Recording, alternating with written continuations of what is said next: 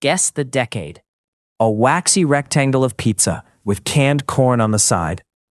Then a sealed milk carton sweating on a beige tray. Now add a second clue. By 2026, that same tray is carrying whole grains, fruit variety, and sodium targets set in Washington. Act 1. Setup. In 1979, many American high school cafeterias still feel industrial. Steam tables hiss. Hairnets flash under fluorescent tubes. The National School Lunch Program, created in 1946, is already huge, serving billions of meals a year. But local menus still depend heavily on commodity foods and district habit. The wider culture matters.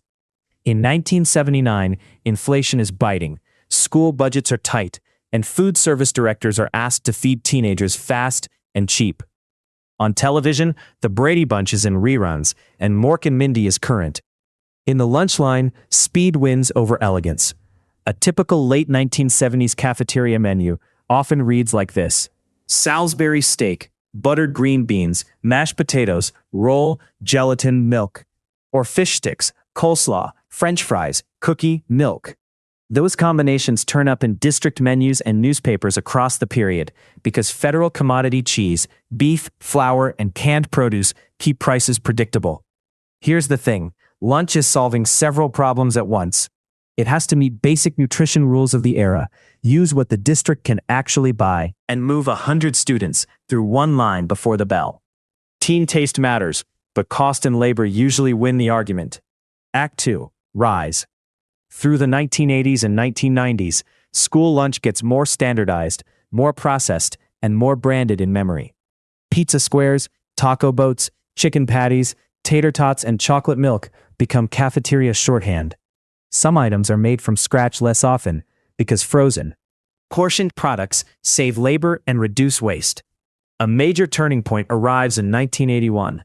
The Reagan administration proposes cuts to school meal spending, and public criticism explodes around a regulation that would have allowed smaller portions and counting pickle relish as a vegetable garnish. The press folds this into the long-running ketchup as a vegetable controversy. Hold on to that detail. The outcry matters because it turns cafeteria food into national politics. School lunch stops being a quiet local routine.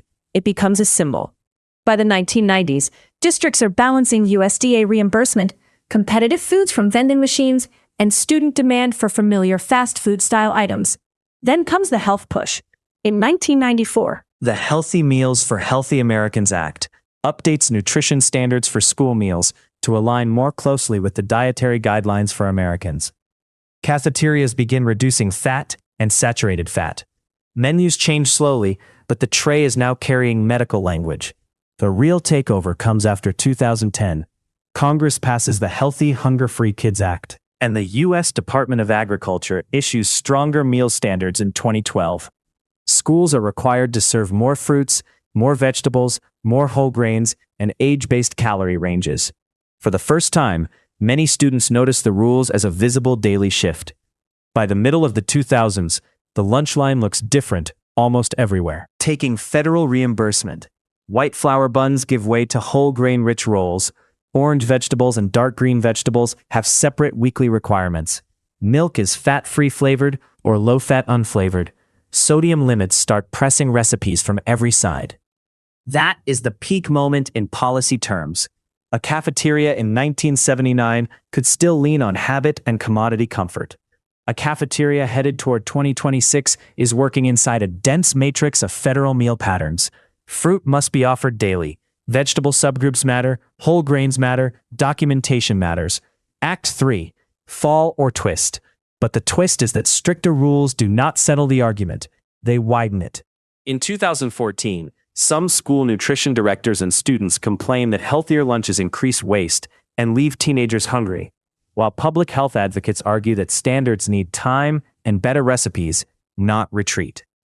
In 2018, the USDA, under Secretary Sonny Perdue, finalizes rule changes, easing some standards, including allowing flavored low-fat milk again, reducing the requirement that all grains be whole grain rich, and delaying tougher sodium targets. The lunch tray shifts because politics shifts. That old relish controversy from 1981 starts to look less like a punchline and more like a warning. Then another turn. During the COVID-19 pandemic, waivers let schools serve meals more flexibly. Some districts hand out grab-and-go bags, bus route deliveries, or boxed breakfasts and lunches. For a while, the cafeteria tray disappears altogether, replaced by insulated crates and curbside pickup. By 2022 and 2023, some schools move toward universal free meals through state policy. California and Maine do it statewide. Colorado, Minnesota, Michigan, Massachusetts, New Mexico, and Vermont join with their own versions. The question changes from what is lunch to who gets it without paperwork. So what does a 2026 menu actually look like?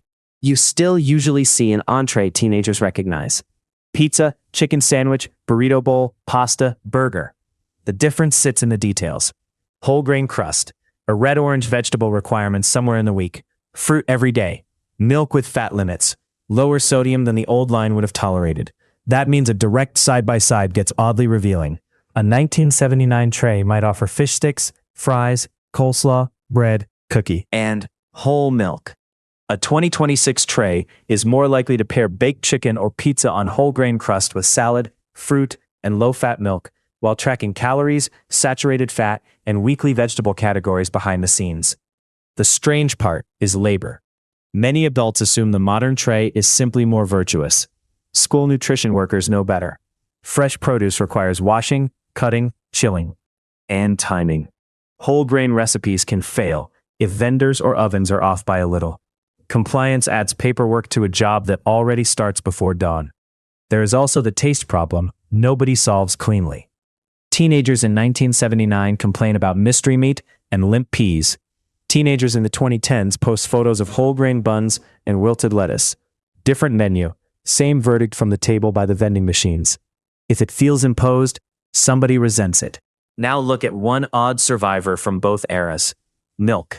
In 1979, the small carton is almost automatic, usually whole or low fat, depending on district practice. By 2026, the carton is still there in most reimbursable meals, but it is constrained by federal fat and flavor rules. The package barely changes. The policy around it changes constantly. Archivists love objects that look boring until they start talking. A cafeteria menu is one of those objects.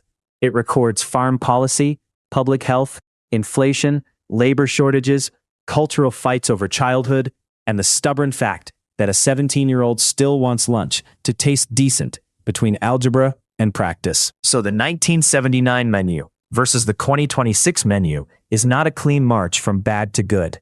It is a trail of negotiations. Cheap calories, better science, political reversals, more oversight, new expectations. The tray keeps absorbing all of it, one compartment at a time. I keep coming back to the paper itself. The older menu is often mimeographed or photocopied, soft at the folds, smelling faintly of stale file drawers. The 2026 version lives on district websites and nutrition apps, searchable and color-coded. Same promise, lunch at noon. Very different kind of evidence. All right, vault note. A school cafeteria menu tells you what adults think children need, what taxpayers will fund, and what a district kitchen can manage before first bell. It also tells you how hard it is to engineer a meal that satisfies nutrition rules and a hungry junior at the same time. Lock that memory in the vault, and I'll see you in the next case. Which one of these had you forgotten until just now?